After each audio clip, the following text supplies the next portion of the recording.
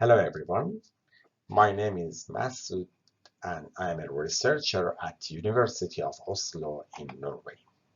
In this video, I will be presenting a training material that is part of the eCOCO2 project funded by Horizon 2020. The topic of the presentation is Proton ceramic electrochemical cells. So let's get started. In the world of electrochemical cell, a multitude of types exist, each characterized by unique electrolyte material, working temperature, reactant, and products. Today, our focus will be on the ceramic electrochemical cell, especially designed to operate at high temperature. As you can see from the schematic presented, we have two distinct ceramic electrolyzers to discuss. On the left, we have an electrochemical cell employing a predominantly proton-conducting electrolyte. On the right, we have a cell featuring oxide ion conducting electrolyte.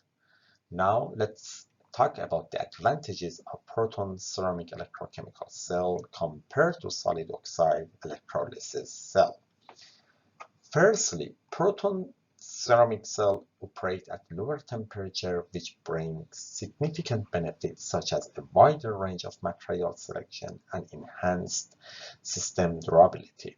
Additionally, one notable advantage is the absence of fuel dilution with steam, simplifying system design and improving overall efficiency. In this slide, you can see the two common cell structures, planar cells and tubular cell. While they share the same operating principle, they have distinct configurations that offer unique advantages and characteristics. These two cells are different in structure, geometry, sealing, interconnect, manufacturing, and here we will skip the difference. Despite the differences, both planar and tubular solid oxide cells have advantages and disadvantages. Their suitability depends on the specific application and requirements.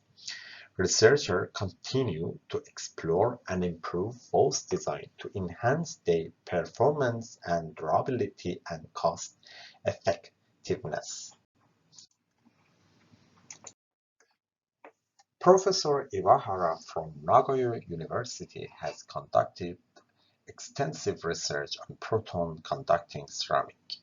His work has focused on understanding the fundamental mechanism of proton conduction, exploring the structure-property relationships in these materials, and developing novel compositions which enhance proton conductivity. Professor Iwahara and his group obtained the proton conductivity of acceptor dope strontium rate around 3 millisiemens at 700 degrees. In this equation, you can see the oxygen vacancy are formed to compensate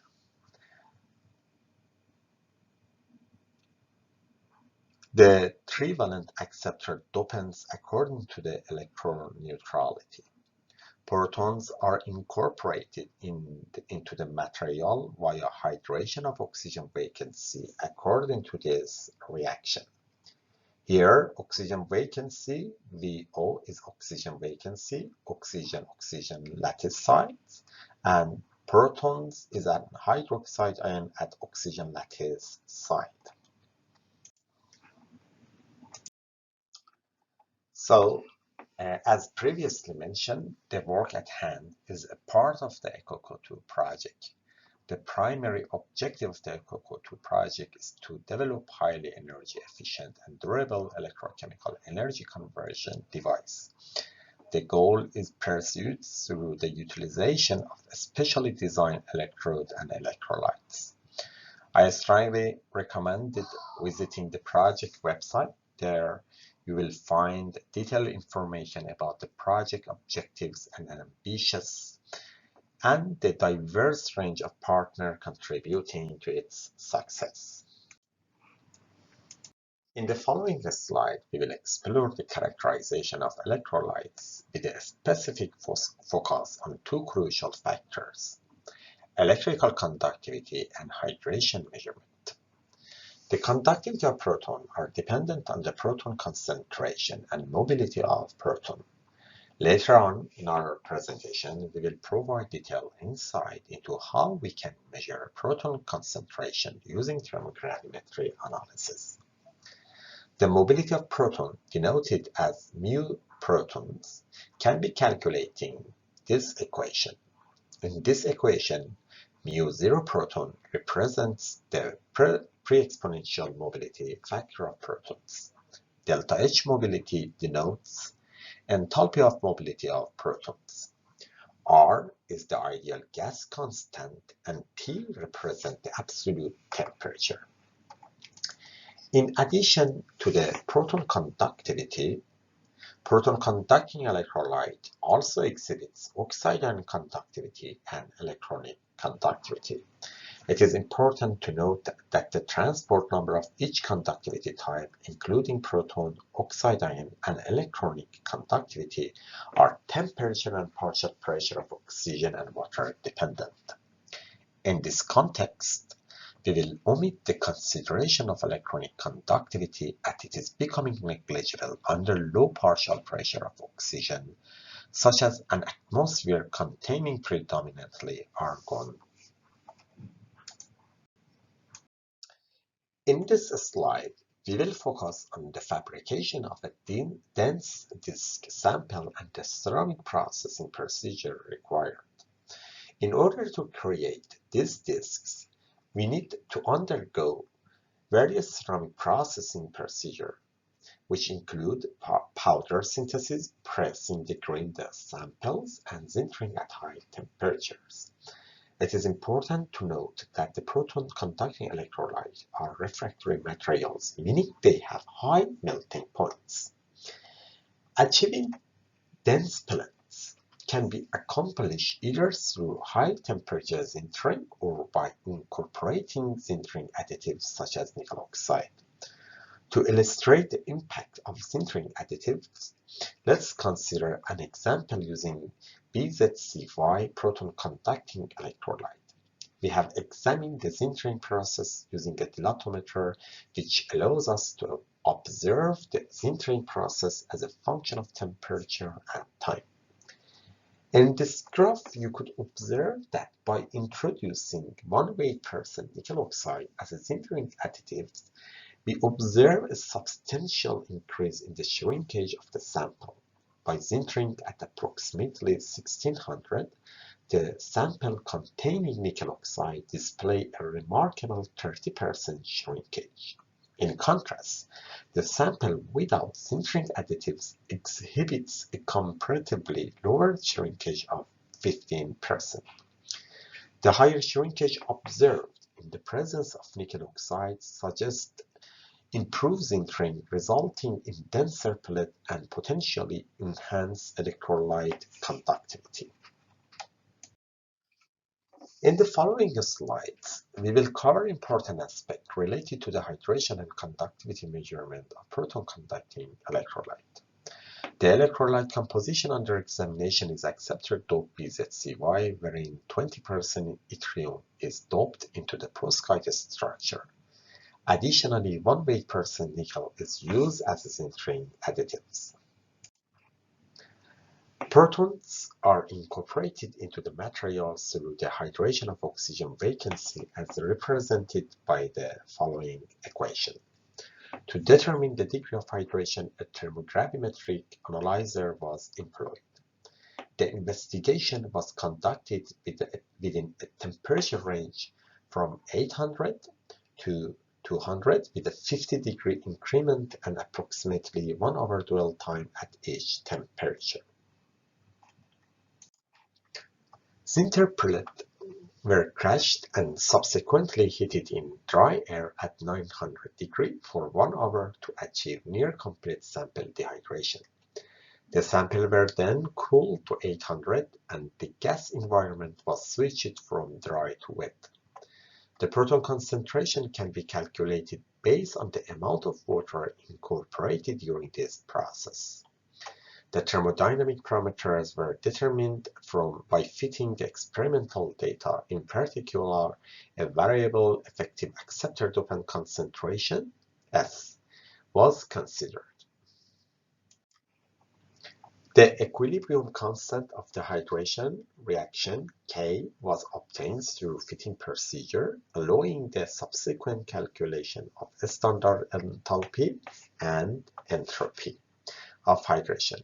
This achieved using Van Hoff equation, where R is the gas constant and T is the absolute temperature. The right graph shows the proton concentration in wet air as a function of temperature from 800 to 200, measured in wet air. The proton concentration increases with decreasing temperature and becomes saturated below a temperature of about 400 degrees, in line with the exothermic enthalpy and negative entropy of the hydration reaction.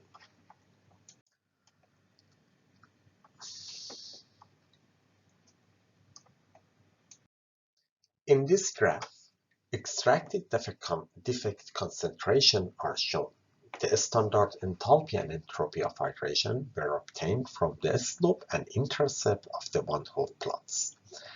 Also in the table, the effective acceptor concentration, entropy, and enthalpy of hydrations are reported. Now we will move to electrochemical characterization. Here is the schematic of the electrical conductivity setup. The disk sample were mounted in a probostat system with a 4-wire to electrode configuration, and the electrical conductivity was characterized with an impedance spectrometer. The 4-wire conductivity electrode consists of 4 electrodes, 2 voltage electrodes, and 2 current electrodes. This slide highlights the impedance spectroscopy. Impedance spectroscopy involves applying an AC signal of varying frequency to a system and measuring the resulting current response. By sweeping through a range of frequencies, we can obtain a plot of impedance versus frequency, known as impedance spectrum. This spectrum provides insight into the electrical behavior of the system under investigation. Impedance sweeps from 1 MHz to 0.01 Hz with a signal amplitude of 50 mV were collected every 50 degrees centigrade from 650 to 150 in wet argon after equilibrium at each temperature. Here we present a schematic figure of a tubular cell working in a dual atmosphere.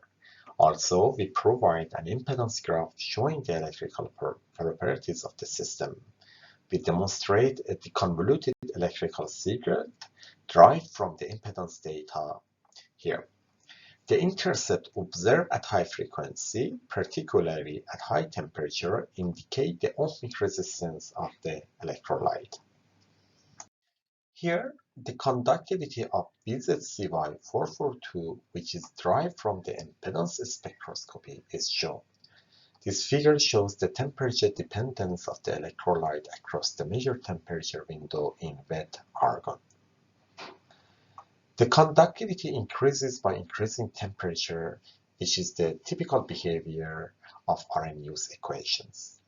And as earlier mentioned, the conductivity is the sum of the ionic species, protons and oxide ions, considering that electronic conductivity is negligible in argon atmosphere.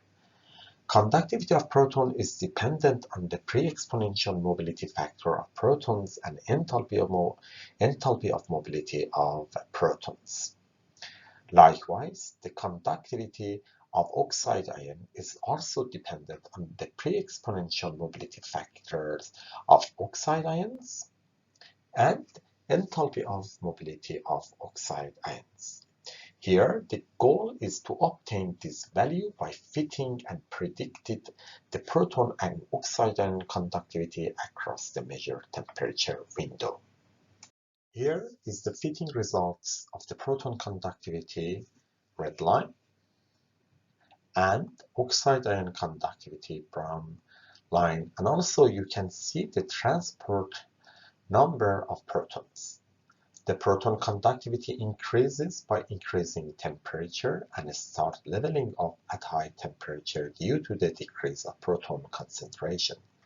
On the other hand, the oxide ion conductivity becomes dominant at high temperature, and that's why the transport number of protons start decreasing. In this table, the pre-exponential values and the enthalpy of mobilities of proton and oxide ions are reported. The enthalpy of mobility of protons is 407.7 kJ per mole and is lower than that of oxide ion, which is 67.5. Thank you for your attention.